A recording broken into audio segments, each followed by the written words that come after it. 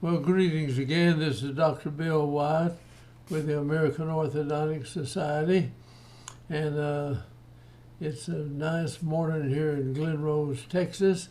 And I wanted to go over a subject here that people are inquiring about. It's about ankylosed teeth.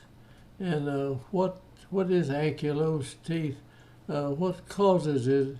And to the best of my ability, the only thing that I can come up with that causes it is that we have a periodontal membrane between the root of the tooth and between the bone structure holding the teeth in place. And if you get a hard blow and it crushes this periodontal membrane, which is just jillions of little fibers run out of the bone into the cementum of the tooth, and the tooth has a little give to it. When you press on it, it'll give just a little bit. These fibers are very tough, but if you get a hard blow on them and something crushes them and they bleed, sometimes the bleeding converts over and bone forms in there and joins the tooth and the bone structure together. And then the tooth will not move. It's just like putting a screw into the cortical bone. That tooth won't move unless you break it loose. But over the years, I've broken many of these teeth loose, or I would send them to an old surgeon and have them crack them loose. But it's best if you do it in your office and you're ready to go, just with an elevator, go in and kind of move that tooth.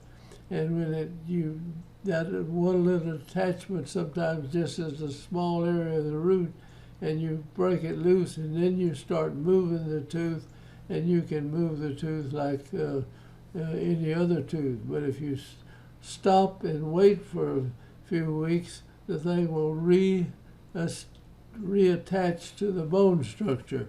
So let me kind of get on this case, and we'll try to show you something that happens in that. Let me touch that. This lady right here has a ankylosed first molar. I believe it's on the lower left side, and this molar just got something happened I couldn't find out from talking to her. Now on the right side of the mouth, this is just a perfect class 1 relationship, just a little bit of a problem back here at the back. It's not back quite all the way to that. Now up in the front, we've got an overjet that's more than it needs to be right there. And the depth of the bite is more than it should be. So the bite, she's got a closed bite in the front, and the lower front teeth now come up to the back side of the upper teeth and are hooked up there, and she's got a little bit of a joint problem in here, and so we had to put that in. And nearly all your adult cases are going to have several things that go wrong, and on pediatric work, it can have things go wrong too. Now let me change the slide over to the other side of the mouth. And we've got a space here. We were going to just open this up and put a bridge in there later on. So that's what we're trying to do. We got this central and the lateral, and this is the cuspid, bicuspids, the two bicuspids in here. But these lower teeth have come in up too far on the upper teeth, and that traps this mandible and doesn't let it come forward where it needs to. And so we're going to have to kind of level this out. Now here's your ankylosed tooth. It's in this area here. And you're going to have to bring it up. But if you try to pull it up or spread this out, make room for it and everything, you have to break it loose, get the root structure broken loose down here, and then you can get to elevate the tooth to some. I tried one time just pulling the teeth against it, and actually it pulled all these teeth down like that. I tried to use the teeth to raise it, but that's not the way to do it. You're going to have to go in here with the elevator and kind of crack that thing loose, and don't do it too much. You're going to extract the tooth right there before you get it in. Now let's get on through this other. The bite is closed, you see, where you hardly see the upper teeth, but these teeth are fitting in a groove at the back side of the upper teeth, and that locks this jaw back, and she can't move it forward when she chews, and it kind of is irritating the temporomandibular joint, which just is forcing this back in the back, and so the condyle is pressing up against that vascular tissue in the back of each side, back of the back. Now let's go on to the next slide here, and you can see these teeth are kind of spread out, and the lower teeth are fitting in this groove right in here. We'll take a picture of that and show that. Now, if you look at this, you see these bottom teeth now are hooked behind the very base of the permanent upper teeth, and the jaw can't move forward like it wants to, so that was causing the joint problem. Now when we intrude these teeth right here, level them out some, and level this out as best we can over here, and I'll, instead of working with this malformed tooth, we just built a little deal on a retainer and made that and hold it so they could get a bridge put in that area, or a crown on the teeth. Let's go now to another view. Now when you look at this, you can see the ankylosed tooth here, but you don't see it's down, and that's going to have to come up. And I'll get back here and we'll cover this first. Now we've pretty well finished the work up above, and we made a retainer, and we put a little tooth in here that's made out of acrylic that'll hold that until they can come in and either crown one of these or put a bridge across that area there. Now the midline on the case is off, and you can see that was because of the position of these teeth on the left side of the mouth. And we didn't try to change that. The right side worked all right. And let's go in here. Now this, the ankylosed tooth, of course, was under this crown right here. Let me clear my throat here. Now this is the ankylosed tooth, and it has been raised up. So we've luxated that tooth and got it to come up. It's better if you do it, and if you can just crack that loose a little bit and get the tooth to moving, it doesn't attach again until the tooth gets stopped again, and then they will nearly always come back and regrow to the bone again there. So this is our retainer, and we put this little false tooth in this area right here so they can come in and bridge this right here and fix it up.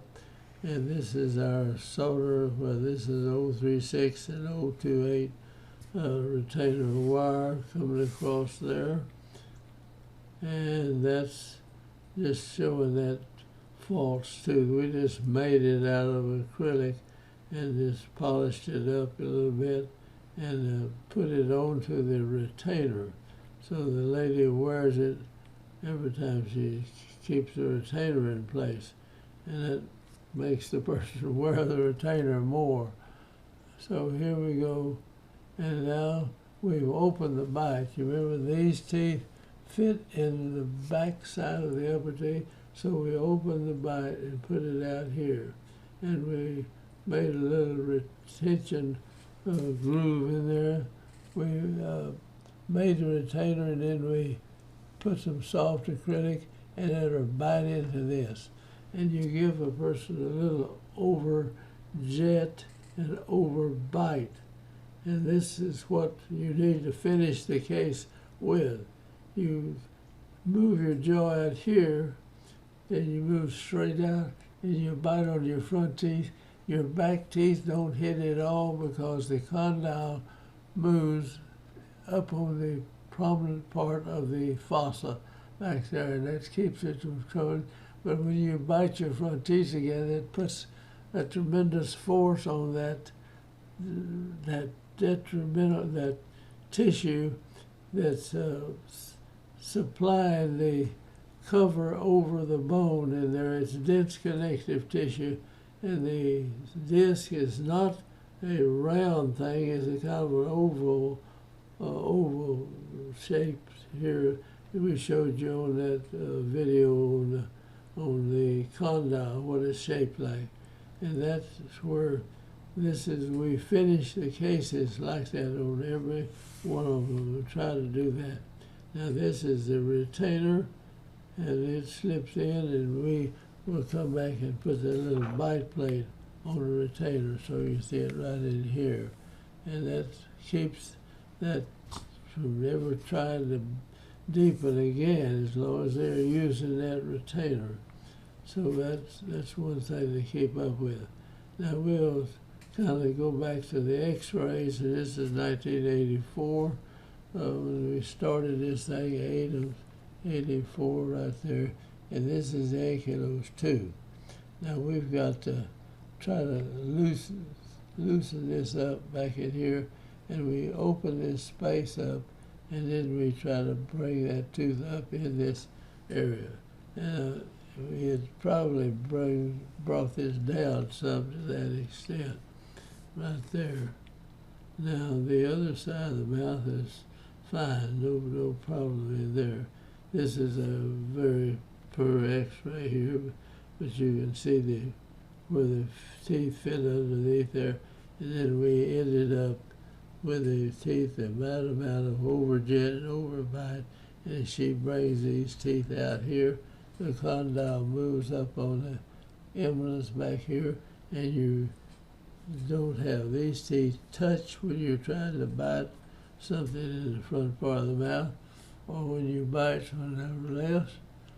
If I bite over here, this twists over, and this side of the condyle comes up on the prominence of the eminence, or the fossa back there.